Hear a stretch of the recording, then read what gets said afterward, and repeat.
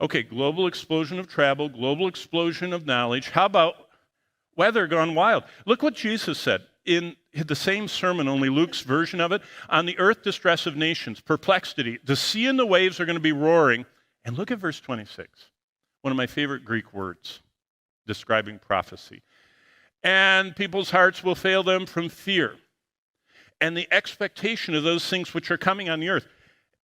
That's saying people are going to be like this, and they're going to be looking at those clips, and they're going to be looking at the tornadoes, and they're going to be looking at the earthquakes, and they're going to be looking at those tsunamis that are coming, and they're going to be looking at the meteorite showers or whatever they're seeing on their feed.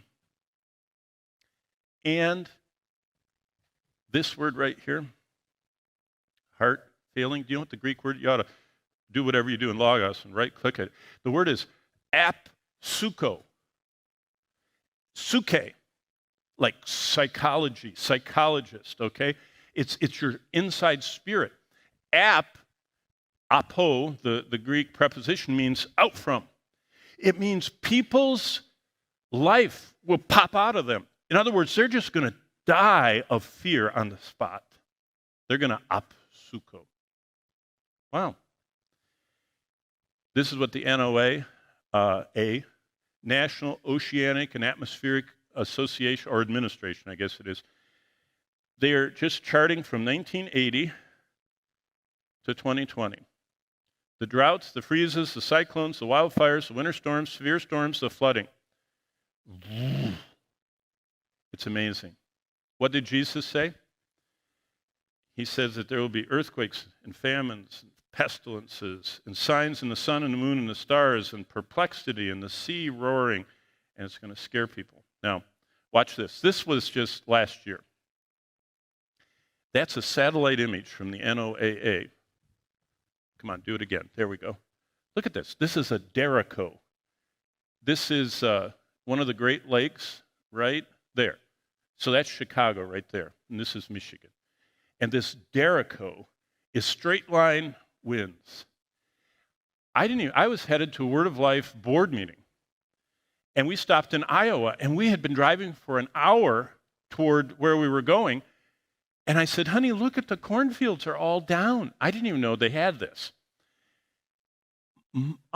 Like 60 miles of cornfields were all laying down in August. I mean, they couldn't harvest them. They're supposed to harvest them standing up. They were flattened completely by that thing. And that was just a blip. Widespread damage to millions of acres of corn and soybeans across central Iowa. Wow. Okay, number 4, explosion of global communications. I already told this to you. Revelation 11, it says, and those from the peoples, tribes, tongues, and nations. Who else are there? This is the whole world. You describe the world from first century perspective by all the peoples, all the tribes, all the tongues, all the nations. Everyone in the world will see something. That was not possible until modern times. In fact, it really wasn't possible till, what year did the iPhone start? 07? I think. 09? 07. The first time people had portable electronic devices that received and transmitted video. Look, yesterday, Facebook Live, 4:30 p.m. yesterday, the dark blue are all the people that are looking at video on Facebook. I know, I didn't get WhatsApp, and I didn't get whatever all the other ones are, just Facebook, mostly old people Facebook. But look at this.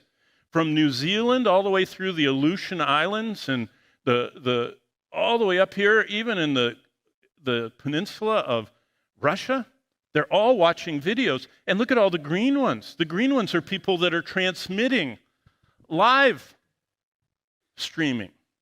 Unbelievable. In fact, I think that a lot of the events in Revelation are going to be watched as people are going, and they're filming, the demon coming out of the pit, or they're filming the angel coming down, and it's going to be seen by everybody live. Amazing.